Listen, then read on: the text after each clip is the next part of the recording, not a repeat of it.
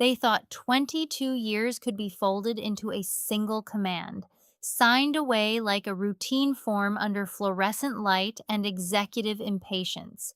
But some sentences don't end a career. They turn pressure into evidence and authority into exposure.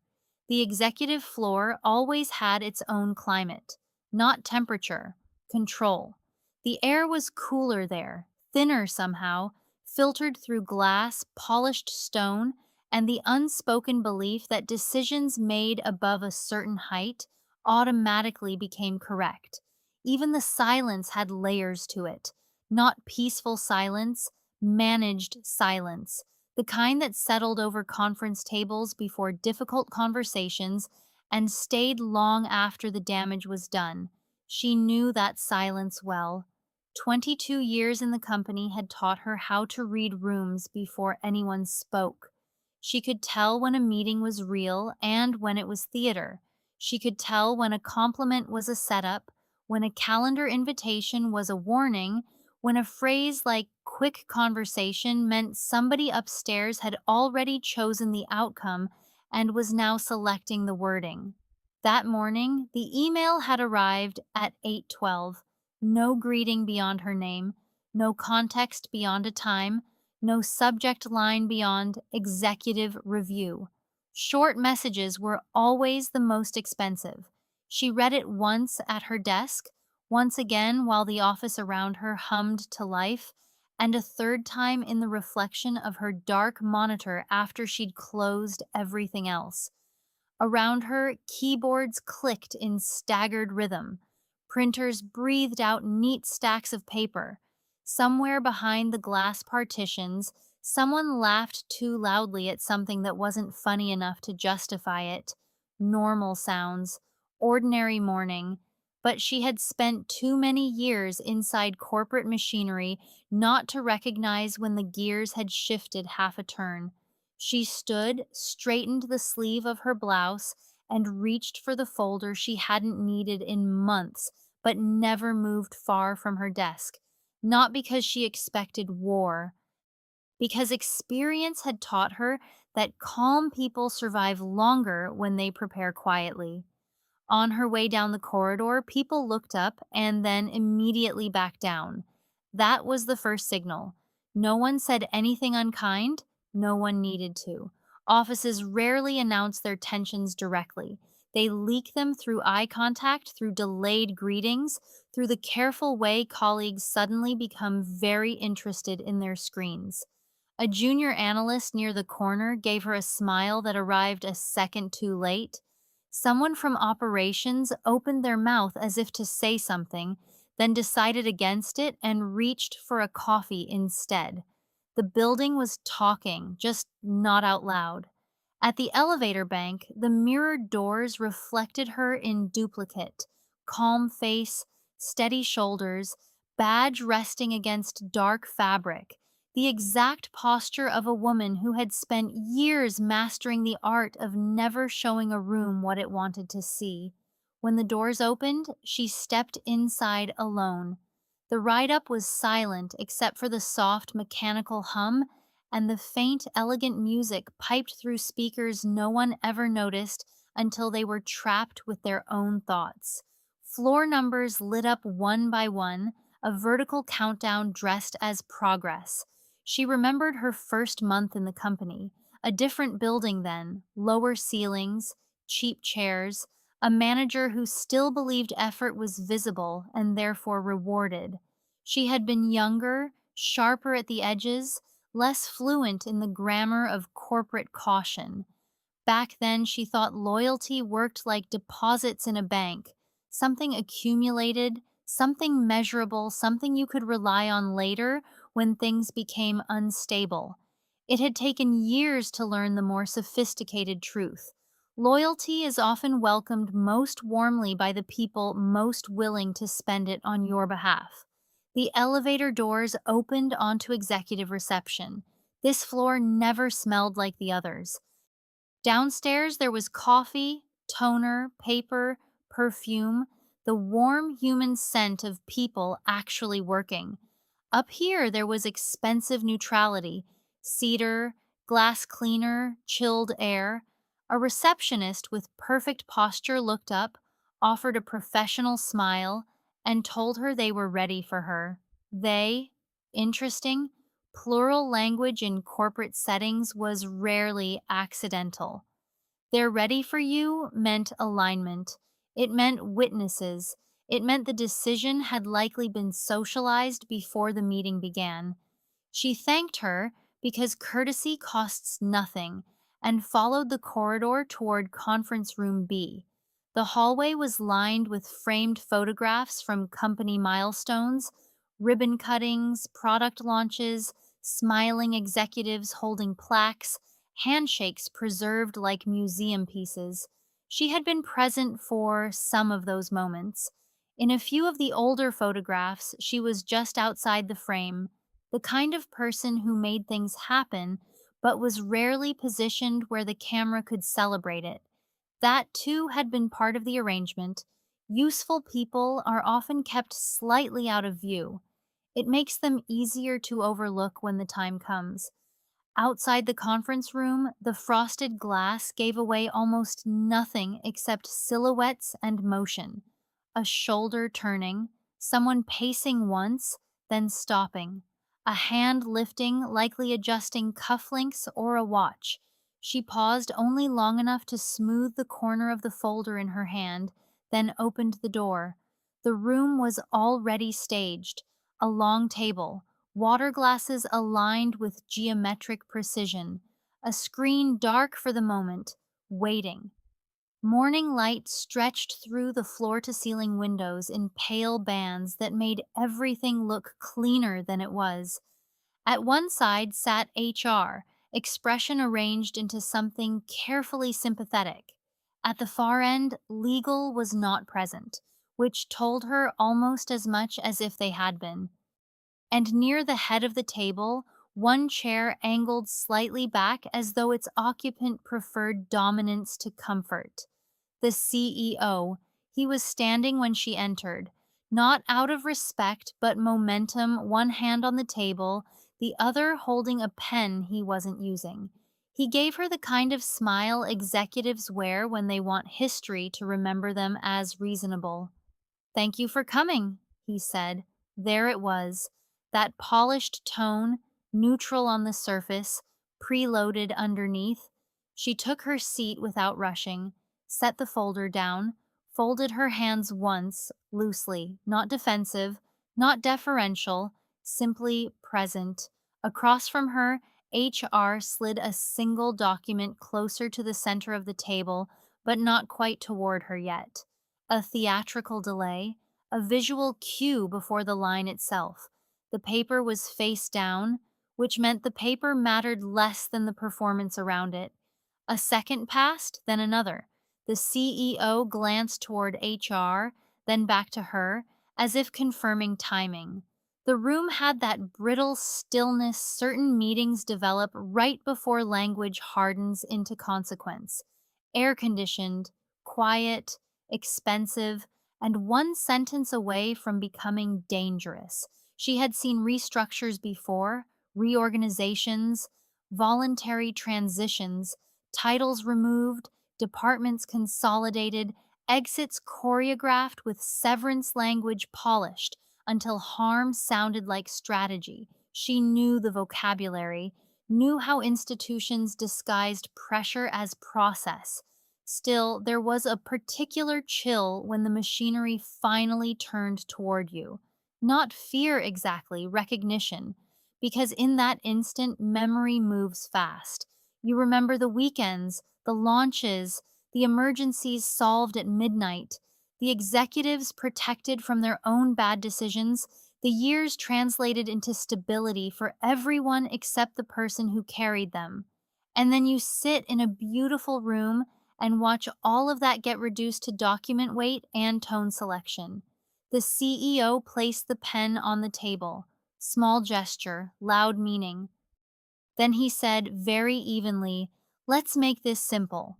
And suddenly, even the light in the room felt different, because simple in rooms like that almost never means fair. It means efficient. It means pre-decided.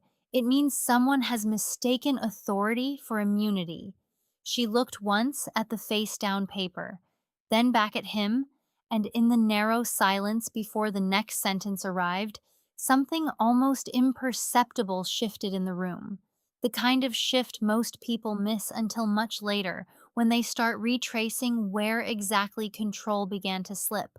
What he said next would sound final, but that wasn't the dangerous part. The dangerous part was what he assumed she would do with it. The CEO did not raise his voice. He didn't need to. Power, when it has been rehearsed long enough, learns to speak softly and still expect compliance. His tone carried that polished executive restraint, the kind designed to sound reasonable in transcripts and brutal in memory. Hand in your resignation, he said. Just like that, no preamble, no elaborate framing, no strategic euphemism about transitions, restructuring, alignment, future direction, not even the decency of a lie dressed as regret.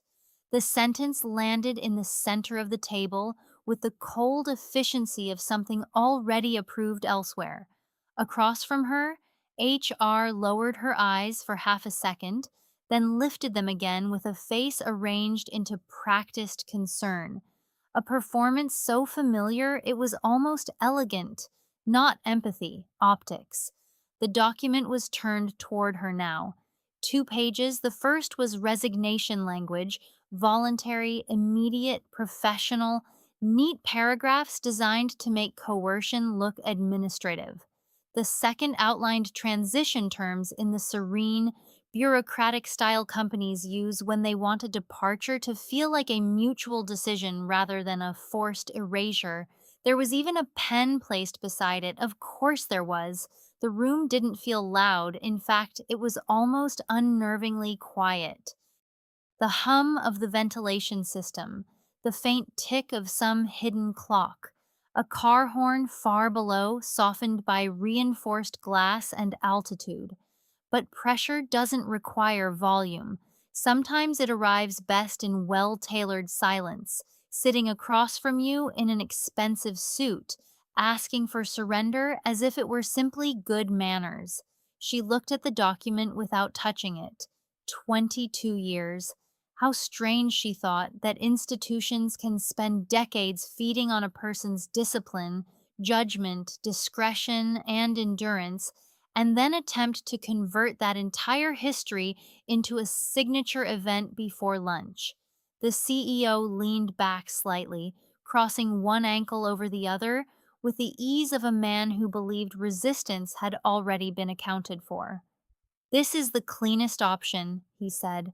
Clean, interesting word. Clean for whom? Clean for the people who wanted no internal conflict on record, clean for the board packet, clean for investor optics, clean for the storyline that would follow. A senior employee making a personal choice, a respectful separation, a smooth transition, no concerns, no pressure, no liability. Clean is one of corporate language's most dangerous disguises, because what gets called clean is often simply the version with fewer fingerprints. She raised her eyes from the document to him. Her expression did not change, and that seemed to unsettle him more than outrage might have. Anger is manageable, tears are useful, shock is expected, but composure introduces variables. I'm being asked to resign, she said. The question was calm, almost mild, no tremor, no accusation, just precise enough to require ownership. HR answered before he did, which told her something too. We believe this is the best path forward. Believe. Another elegant corporate verb. Belief without accountability. Opinion disguised as process. Language that hovers just above the level of proof. She gave the faintest nod as if she were listening carefully, generously even, and that small gesture encouraged them. People become careless when they mistake stillness for surrender. The CEO steepled his fingers. After everything you've contributed, we want to handle this respectfully.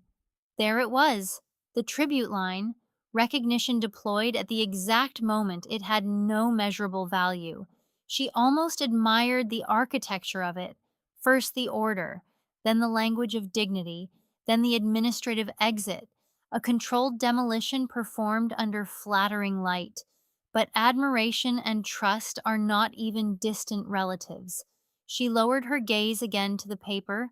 The resignation letter had already been drafted in the first person. I hereby resign. I appreciate the opportunities. This decision reflects my personal choice. I wish the company continued success. How fascinating, she thought, to discover that even her voice had been prepared for her. For one fleeting second, something old and human moved beneath her calm. Not panic, not even hurt exactly, but a brief, sharp awareness of insult. Not because they wanted her out. Companies do that. Structures change. Leadership rotates. Power redraws maps. No, the insult was in the choreography, in the assumption that after 22 years, she would quietly place her own hand over the company's version of events and help them seal it. That was the part that glittered with arrogance. He mistook her professionalism for pliability, a fatal category error. Outside the windows, the city continued without permission from anyone in the room. Streets full of movement, deliveries, meetings, trains arriving, doors opening, traffic bending around temporary obstacles, as if the world itself had perfected the art of moving past disruption. The sight of it steadied her. Buildings teach strange lessons. The taller they are, the more the people inside them start believing gravity negotiates. The CEO tapped the edge of the paper once with two fingers, a tiny gesture, almost casual, but it carried impatience now. We'd prefer to close this today. Prefer, not require, not demand, just prefer. The velvet wrapping around the blade. She could feel HR studying her face, likely searching for signs, distress, anger, desperation, bargaining, something they could use to guide the next stage, offer a softened timeline, mention severance, invoke legacy, suggest that refusing would only make things difficult. There was a script for every reaction, but they had built that script around emotion, and she was no longer giving them any. Instead, she asked the question they least wanted asked in plain language. Is this voluntary? The room changed, only slightly, a nearly invisible fracture in rhythm. HR blinked once. The CEO's jaw tightened so faintly most people would have missed it. Silence entered the room like a third council no one had invited. Questions do that, especially clean questions, because once a sentence is spoken plainly, everyone present has to decide whether they are about to lie, evade, or document themselves into trouble. The CEO answered with measured irritation disguised as patience. No one is forcing you, he said. We're offering you a professional way to move on. And there it was, not an answer, a construction. She let the words sit between them. Offering, professional, move on. Corporate language has always loved corridors, phrases with walls on both sides, narrow enough to guide a person where you want them to go while maintaining the illusion they chose the direction. She rested two fingers lightly on the paper and, for the first time, pulled it closer. HR seemed to take that as progress. The CEO did too. You could feel it in the room, that minute relaxation among people who believe the event is returning to script. There is a very specific kind of carelessness that enters powerful rooms the moment they think they've won. It is almost luxurious. She read the resignation letter fully now, line by line, without rushing. The language was polished, but the seams showed if you knew where to look. Personal decision, immediate effect, Mutual professionalism. Every phrase built toward one legal ambition: erase pressure, erase context, erase the room itself. But rooms leave traces, especially when the wrong people underestimate who is paying attention. She reached for the pen. No one spoke. The CEO leaned back farther now. HR's shoulders softened. Somewhere in the corridor outside, footsteps passed the conference room and faded. Inside, the moment arranged itself into something prematurely triumphant. She uncapped the pen and paused. Not long, just enough, because timing, she had learned, is the difference between a reaction and a record. Then, instead of signing, she turned the page slightly, adjusted the paper into a cleaner angle, and wrote one line beneath the prepared text. Only one, a single sentence, no dramatics, no accusation in bold, no speech, just a line so measured, so surgical, that the air in the room seemed to narrow around it before either of them had fully understood what she had done. HR's eyes dropped first. The CEO leaned forward, and for the first time since she entered the room, neither of them looked in control. What that one line said was not loud, but it was enough to change what the document meant and who now owned the risk. If you've ever seen power dressed up as professionalism, you already know how dangerous quiet pressure can be. Subscribe, like, and tell me in the comments, have you ever watched one sentence in an office change who actually held the risk? The sentence was simple. That was what made it lethal. No flourish, no legal theater, no emotional punctuation designed to impress the room.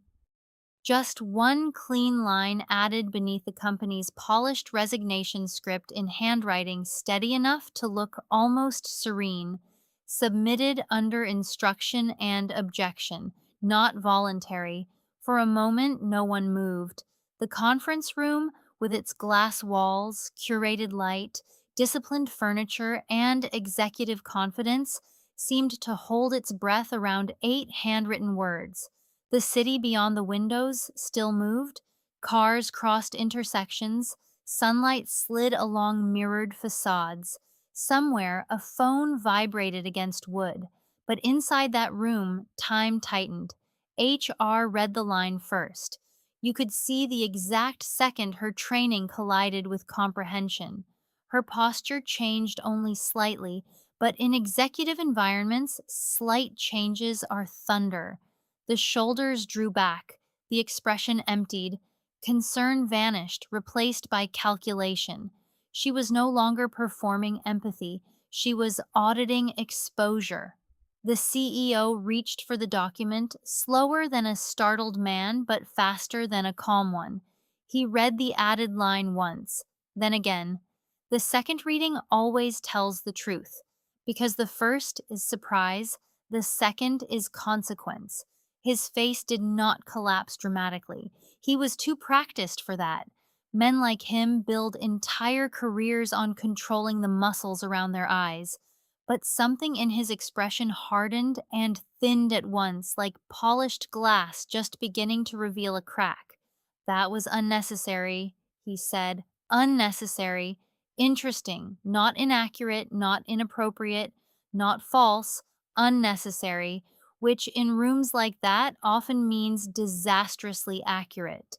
She placed the pen down with deliberate care, aligning it parallel to the edge of the paper. A small act, neat and almost domestic in the middle of corporate tension. But order has its uses. It makes panic easier to spot in other people. I prefer precision, she said. The sentence landed quietly, too quietly to be dismissed. Across the table, HR reached out as if to take the document, then stopped halfway, apparently realizing that touching it too quickly might look defensive. That hesitation was brief, almost invisible, but it was there. And hesitation, once introduced into a room built on authority, spreads fast. The CEO exhaled through his nose, a sound so controlled it almost passed for composure. This is not how professionals handle transitions. There it was again, the word professionals, worn now like a club instead of a compliment. She looked at him, calm enough to unsettle. With respect, she said, being told to resign is not a transition, it's a directive. No one interrupted her. That mattered, because silence changes meaning depending on who controls it. Earlier, the room's silence had belonged to them, choreographed, managerial, strategic. Now it had shifted shape. Now it was listening. Now it was weighing language. Now every word spoken in that expensive room risked becoming part of a pattern no one had intended to create on paper. The CEO stood, not fully, just enough to change his height relative to the table, as if the body might recover what the sentence had taken from the narrative. He placed one hand on the polished wood and leaned forward slightly. No one is coercing you. He said it too fast. That was the mistake. Fast sentences in executive rooms usually mean one of two things: anger or fear. And he was still too disciplined for visible anger, which left the more interesting option. She tilted her head just slightly, not in mockery, not even in challenge, but in that precise way people do when they invite someone to hear themselves more clearly. Then you won't object to my clarification on the record? HR stepped in now, voice smooth but tighter than before. Perhaps we should pause and revisit the wording. Wording, another elegant little shelter used when facts become uncomfortable. Wording means, let us rearrange the furniture before anyone notices the foundation moved. But the moment had already escaped containment. The handwritten line existed. The original letter existed. The request existed. The room existed.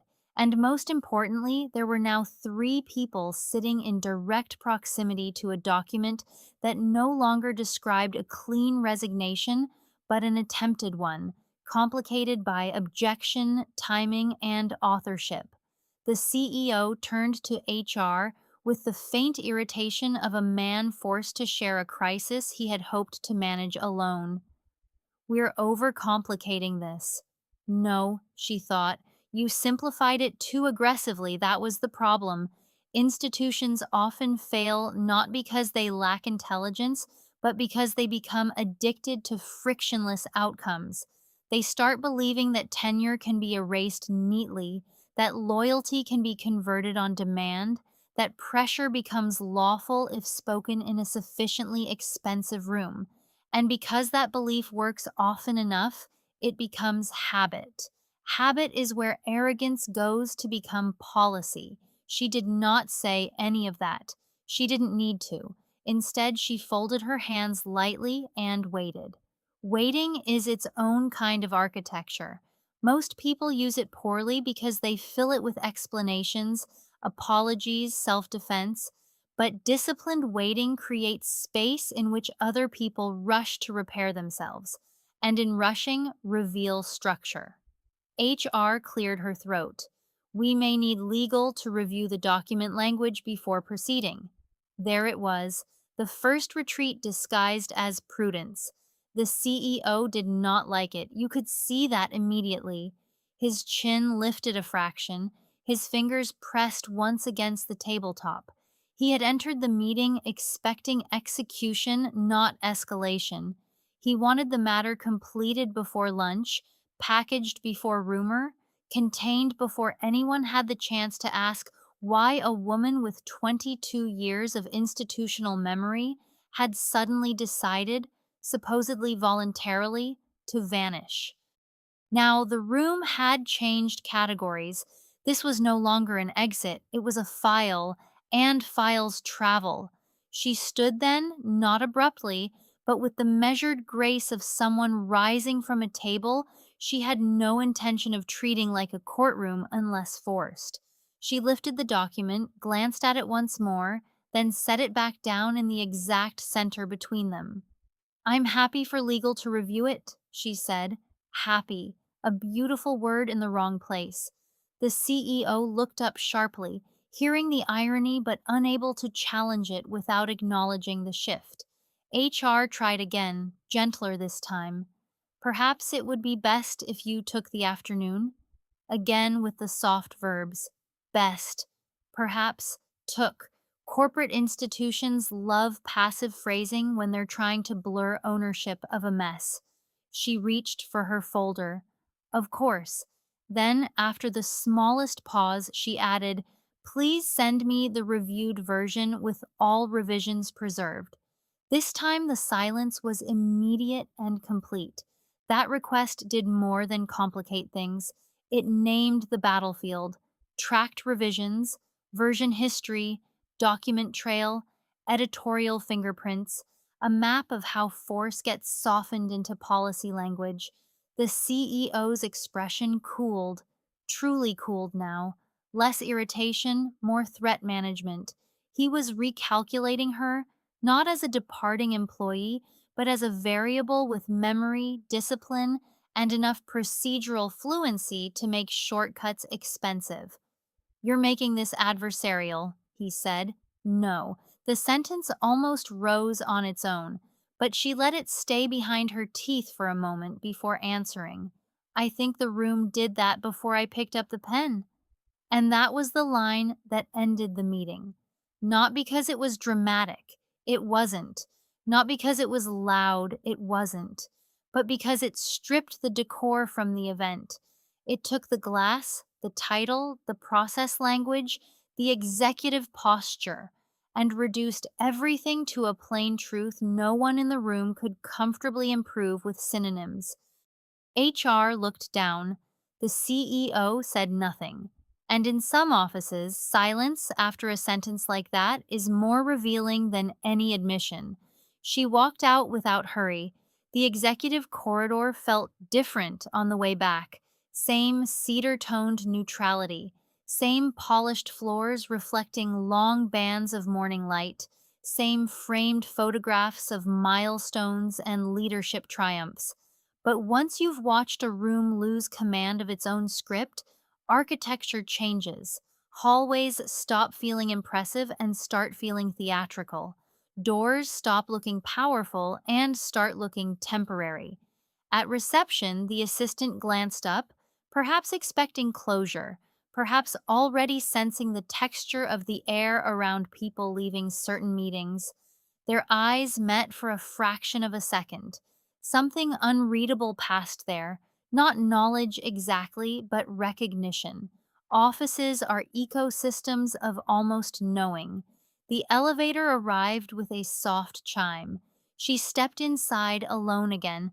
This time, as the doors closed, she saw her reflection framed by brushed metal and vertical light. Same posture, same calm face. But now there was something else around her. Not triumph, not relief, not even certainty, just alignment, the kind that comes when instinct, experience, and timing finally lock into place.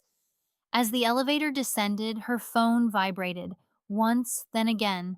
No preview visible yet, just the screen lighting up inside her bag like a pulse.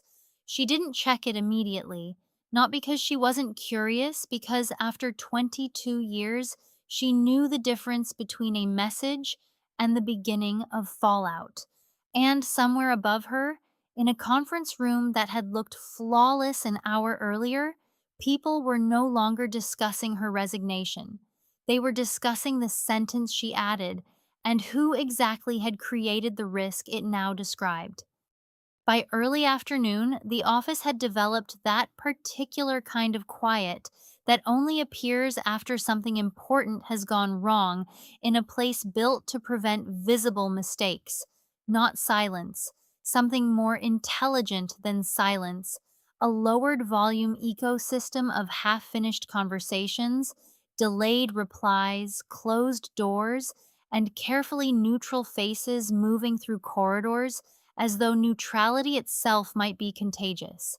The kind of atmosphere where people suddenly stop speaking when someone passes, then resume with softer consonants and more cautious verbs, where email subject lines become shorter, where assistants look up from their screens a fraction too quickly, trying not to look like they are waiting for news.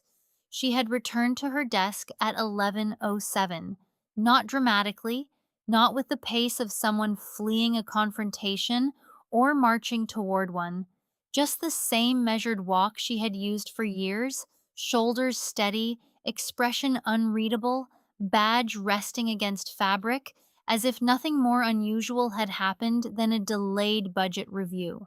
That was part of her discipline. Offices are full of people who confuse visible emotion with meaningful damage. They think the story begins when someone raises their voice, or slams a door, or leaves with red eyes and trembling hands. But the deepest shifts in power rarely announce themselves that way. They arrive quietly, through documents, through phrasing, through one sentence added in the right place at the wrong time for the wrong people. Her computer screen woke as she sat. Inbox, calendar, three unread internal emails, one new meeting request already canceled before she could open it. Interesting. She placed her bag down, removed her phone, and finally looked at the missed vibrations from the elevator. Two messages.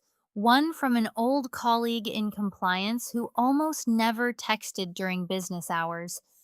Another from someone in operations who had survived three restructures and, because of that, had developed the instincts of a stormbird. The first message read, "Heard legal was called upstairs. You okay?"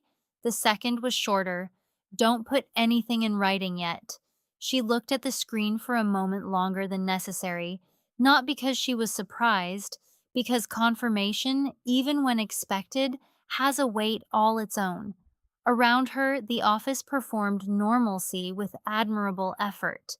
Someone at the far printer cursed softly at a paper jam. A sales manager was laughing on a call in the glass room near the corner, too brightly, the way people laugh when they want clients to hear optimism more than truth.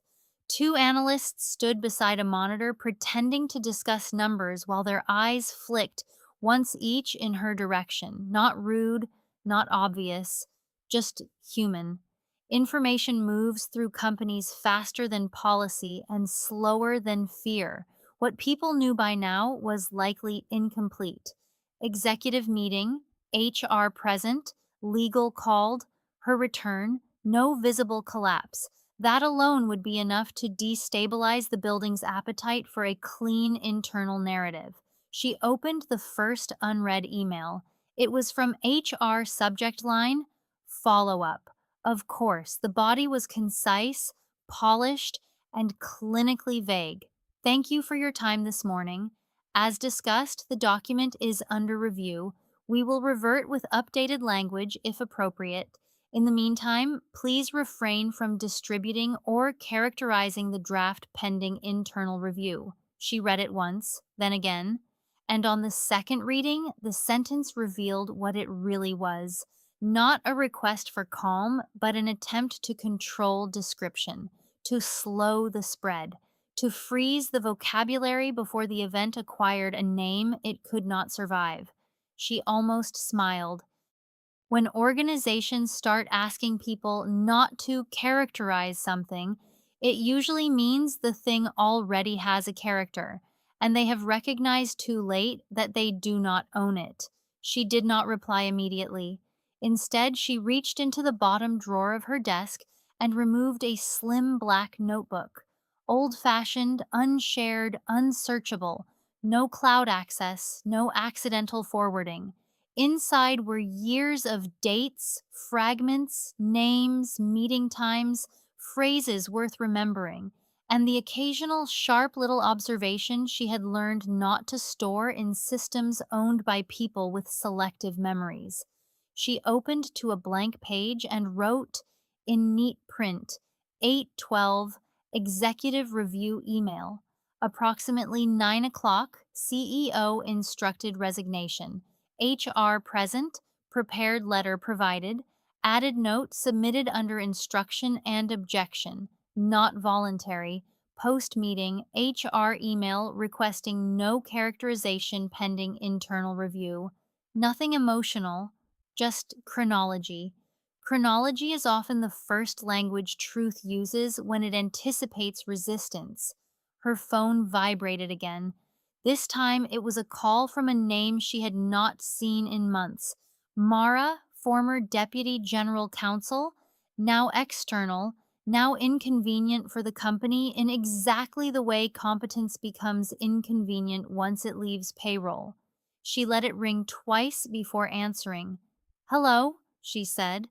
Mara's voice arrived low and direct, with none of the decorative concern people wear when they want information more than they want your well being. "I heard enough to know I'm calling for a reason," she said. "Are you alone?" That question mattered more than the greeting. "Yes." "Good, then listen carefully. Do not edit your own description of what happened. Do not soften it. Do not adopt their words because they sound more professional. If you were instructed to resign, keep saying exactly that." There it was. Clean advice, sharp enough to be useful.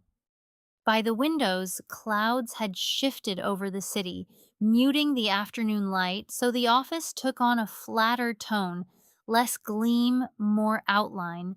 It suited the day. Some events don't need drama, they need contrast. "They've already sent a message," she said, "pending internal review, no characterization." A quiet exhale on the other end. Not surprise, recognition. "Of course they did," Mara said, "because characterization becomes evidence the second two people disagree about what the room was." The line went still for half a beat. "Did you keep the document?" "No, it stayed on the table." "Do you have the follow up email?" "Yes." "Good. Preserve everything." Not save, not keep, preserve. That was legal language, not administrative language, the vocabulary of materials expected to matter later. She leaned back slightly in her chair and looked across the open office. The ordinary workday continued, though with that new, brittle self consciousness that enters a floor when executive calm has been perforated somewhere above it. A director emerged from a glass office with a tablet in hand, walked 10 steps, then turned back as if he had forgotten why he'd left. An assistant passed carrying sparkling water that was almost certainly not for herself. A Slack notification chimed from someone's laptop and went unanswered long enough to feel intentional. Mara's voice cut through her observation. "You've spent years making them look organized," she said. "That's why this got miscalculated. People like that begin to believe the person who protected the system will also protect it from itself." That landed deeper than sympathy would have, because that was the true insult of mornings like this. Not merely that they wanted her gone, but that they assumed her professionalism would remain available to them even during extraction, that she would instinctively neaten the event, reduce the mess, contribute her restraint to the preservation of their version. She had done that for others before, covered panic with order, turned avoidable mistakes into survivable ones, quietly, expertly, without applause. Not this time. "Thank you," she said. "Don't thank me yet," Mara replied. "Just stay exact." The call ended. She set the phone down and let her hand rest over it for a moment, feeling the residual warmth against her palm. Outside, the muted sky made the glass buildings across the street look almost liquid, as if the whole financial district had been painted in cool steel and postponed certainty. Then came the next signal. At 1:43 p.m., her assistant calendar repopulated by itself, a new invite. Document review, 2:30 p.m., participants, HR director, associate counsel, employee relations, not the CEO. That omission was exquisite. When power retreats from direct conversation and sends process in its place, it usually means one of two things: escalation has been recognized, or accountability is being redistributed before impact. Either way, the architecture of confidence has changed. She opened the invite details, no agenda, no attachments, just a video link, despite the fact that everyone involved was in the same building. That made her sit back. Virtual meetings inside the same office are rarely about convenience. They are about geography, about limiting witnesses, controlling tone, avoiding corridor visibility, and sometimes creating cleaner records by putting everyone in separate boxes where expressions flatten and interruptions can be managed. They were adapting. Good. Adaptation is how institutions confess weakness without using the word. She accepted the meeting, not because she trusted it, because refusing would hand them a different narrative, and narratives are most dangerous when offered fresh territory. By 2:05, the whispers had matured into patterns. She could tell by how often people stopped by her desk for reasons too thin to survive daylight. Do you still have the March numbers? Were you copied on the logistics update? Do you know if the procurement file moved? No one cared about those things urgently. What they cared about was proximity, temperature, whether she looked shattered, whether she looked angry, whether she looked like someone preparing to leave the building with a cardboard box, or someone who had discovered where the exits actually led. She gave everyone the same gift: composure, measured answers, no commentary, no confession. A woman from finance paused half a second longer than necessary after asking about a spreadsheet, then said softly, "Good to see you." Not kind enough to be pity, not casual enough to be random. The office was choosing its language carefully now, and somewhere behind all that caution, a harder truth was forming, the one institutions hate most, the truth that once a forced story fails to become automatic, everyone starts rereading the people at the center of it. The CEO HR, the missing legal presence in the first meeting, the sudden review, the softened emails, the quiet summonses. People notice more than leadership assumes. They just wait longer to say it aloud. At 2:28, she closed her laptop. The screen reflected her face back at her, framed by muted office light and the fine geometry of a day that had shifted from pressure to pattern recognition. She straightened one page on her desk, closed the notebook, slid the HR follow up email into a personal archive. Not hidden, preserved. Then she joined the video call from 10 feet away from the people who had scheduled it. Boxes opened one by one: HR director, controlled smile; associate counsel, young, polished, careful; employee relations, expressionless in the way only trained professionals or exhausted witnesses ever manage. And before anyone spoke, she understood something with sudden, crystalline clarity. The company was no longer trying to make her resign. It was trying to redesign the moment it had asked. And once institutions begin editing the past before the day is over, it means the original version was more dangerous than they expected. The call began with corporate faces and careful lighting. Not one of them looked rushed. That was the first performance, because when institutions are threatened by their own earlier confidence, they rarely arrive looking frightened. They arrive looking organized. They smooth their tone, flatten their expressions, and dress uncertainty in procedural language. It is one of the oldest tricks in the corporate world. If the room sounds calm enough, perhaps the record will forget how the morning began. The HR director spoke first. "Thank you for joining on short notice." Short notice, a curious phrase considering the day had started with an ambush disguised as scheduling. On the screen, the associate counsel gave a professional nod, not warm, not cold, simply precise, younger than she expected, immaculately neutral, the kind of lawyer companies often place in front of difficult moments when they want intelligence without visible authorship. Employee relations remained still, hands folded, expression composed into bureaucratic stone. No CEO.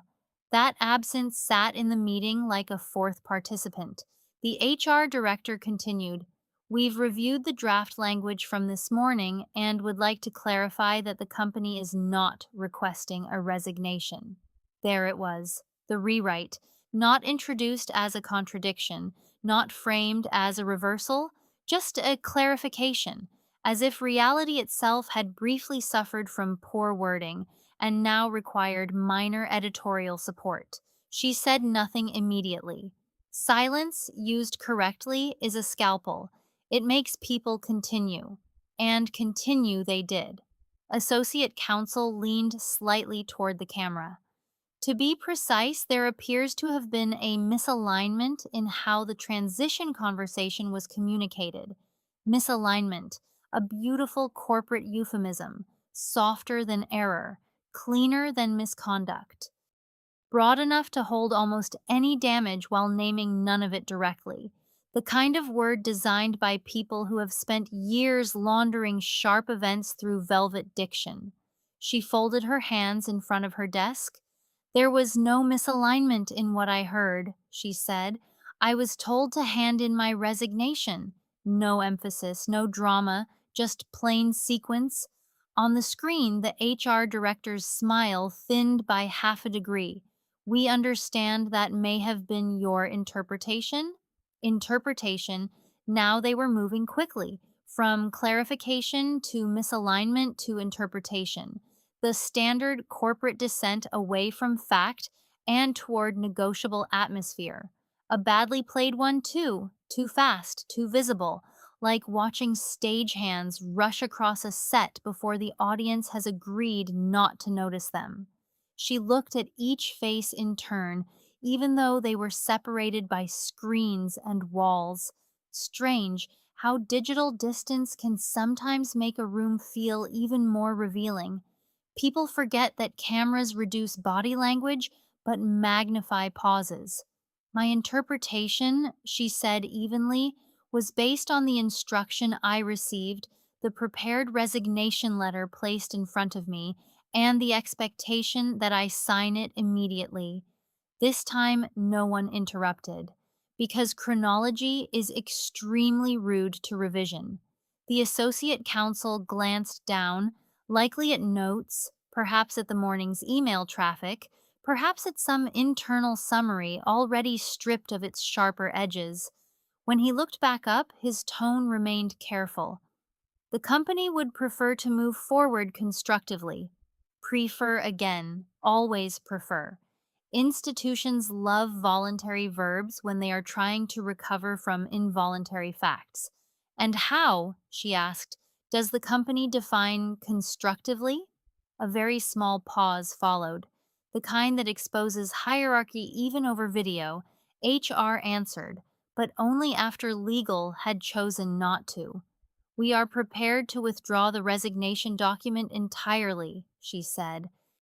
"You may continue in your role while we evaluate appropriate next steps."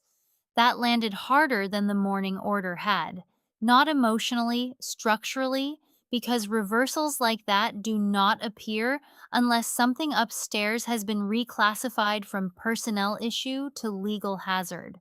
No executive voluntarily pulls back a clean exit unless the alternative has become more expensive than the original plan. Continue in your role. The words hovered between them with that surreal corporate sheen reserved for moments when power must pretend it was flexible all along.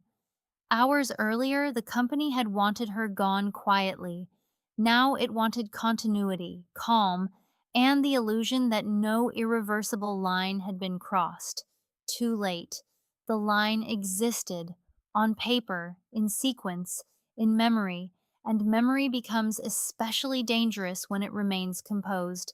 Outside her window, late afternoon light had shifted warmer, sliding across nearby buildings in long gold bands that softened edges without actually removing them. That, she thought, was exactly what the company was attempting now. Not to erase what had happened, just to warm it, blur it, make it look survivable under better lighting. But golden light still falls on cracks. She leaned back slightly in her chair. So the company is withdrawing the document presented this morning. Not a question, a pin. Associate counsel nodded once. Yes, and the request that accompanied it? The HR director looked at the camera too directly before answering, a classic sign of someone trying to seem straighter than the facts allow. We are not seeking a resignation at this time. At this time. There it was, the survival clause, not a denial, not an apology, not even a full retreat, just a narrowing of present intent carefully designed to avoid ownership of the morning while preserving future optionality. Elegant, cowardly, predictable. She almost admired the mechanics of it. Almost. Employee relations spoke for the first time, voice flat and measured. Our goal is to ensure a respectful working environment moving forward. Respectful. The room did not deserve that word, and everyone on the call knew it. But this is one of corporate life's most persistent delusions, that if the right noun is introduced late enough, it can retroactively disinfect the verbs that came before it. She held their gaze. With respect, she said, and the phrase carried just enough irony to make HR stiffen. A respectful working environment would have started before a resignation letter was drafted in my name. No one spoke. Then came the moment that mattered most. Not the withdrawal, not the softened phrasing, not the absence of the CEO, the apology that never arrived. That told her everything, because companies apologize when they believe they owe dignity. They correct language when they believe they owe protection. This meeting was not about remorse, it was about containment. The associate counsel cleared his throat lightly. We'd like to send a revised written summary after this meeting. Of course you would, she thought. Written summary, the post event architecture of damage control. A cleaner document, smoother nouns, safer timestamps, less oxygen, something that could later be forwarded, quoted, or produced without bleeding too visibly from the seams. She nodded once. Please do. And then, after the smallest pause, added, include that the resignation letter presented this morning has been withdrawn after review. HR's expression altered. Barely, but barely was enough. That was the second time that day a sentence had forced ownership back onto the people trying to keep it abstract. Associate counsel said, we can reflect that the draft will not proceed.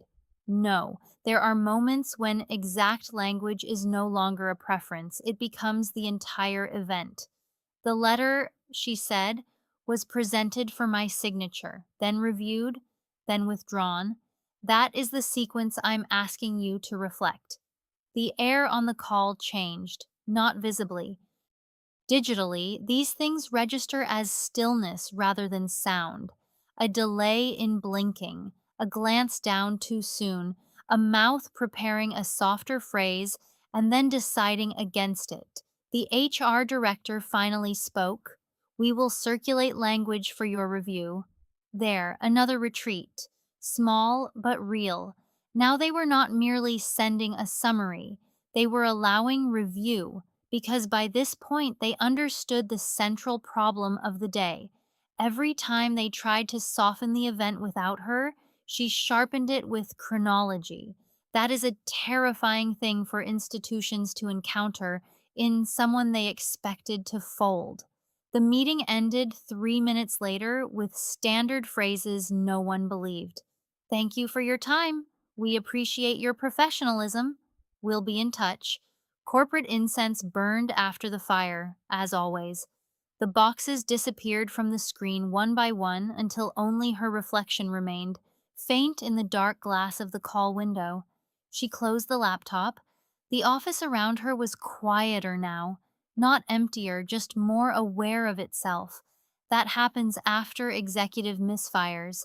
Buildings develop self consciousness, doors close more gently, conversations become shorter. People carry their bodies like they suspect the walls may already know more than they do. Her phone vibrated, an email, then another. The first was from HR and legal jointly. Subject line, meeting summary. The second was from a board liaison she had interacted with only twice in 12 years. Subject line, availability tomorrow. That one she stared at for a second longer. Interesting, very interesting. She opened the meeting summary first. It was exactly what she expected, smoother than truth, but not smooth enough. The resignation document was described as preliminary. The conversation was called exploratory. The morning directive had been converted into discussion around potential transition options. She read it once. Then she clicked reply and removed three words, replaced four, and added one sentence at the end. For accuracy, a resignation letter was presented for signature during the morning meeting and later withdrawn following review. No accusation, no speech, no adjectives, just sequence. She sent it, then opened the second email. The board liaison's message was brief and almost offensively polite. Would you be available for a confidential discussion tomorrow morning regarding today's events? There are emails that feel like invitations, and there are emails that feel like the sound a structure makes just before internal accountability begins choosing its direction. This was the second kind. She looked up from the screen. Across the office, evening light was beginning to gather in the windows, gold turning amber, amber flattening toward dusk. People were packing bags, shutting laptops, making the small end of day gestures that signal ordinary life resuming. But ordinary life had not resumed, not really. It was only dressing itself that way until the next set of doors opened. 22 years. That was what they had tried to compress into one command, one signature, one clean narrative, one obedient ending. Instead, the day had expanded. The document had been withdrawn. Legal had entered.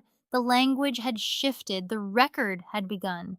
And now the board wanted a conversation the CEO was no longer controlling.